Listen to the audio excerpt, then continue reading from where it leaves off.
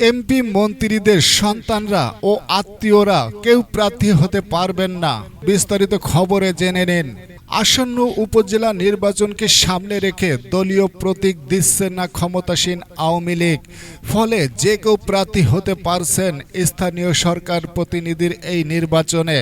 তবে তৃণমূল যেন স্বজনপ্রীতি না হয় সে বিষয় নিশ্চিত করতে ভিন্ন পরিকল্পনা নিয়েছে ক্ষমতাসীনরা।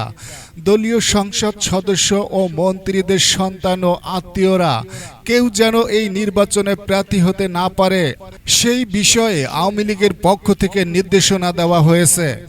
আওয়ামী লীগের দলীয় সূত্র জানিয়েছে, যে সকল এমপি মন্ত্রী পরিবারদের সদস্যরা নির্বাচনে দাঁড়িয়েছেন তারা নির্বাচন করতে পারবেন না।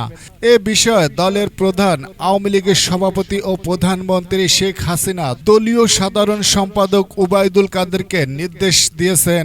একটি সূত্র জানিয়েছে, নির্বাচনে এমপি মন্ত্রীরা কোনো হস্তক্ষেপ করতে পারবে না, মাইম্যান সৃষ্টি করতে পারবে না। যারা নিকট আত্মীয়দের দিয়ে নির্বাচন করাচ্ছেন তাদের তালিকা করা হচ্ছে।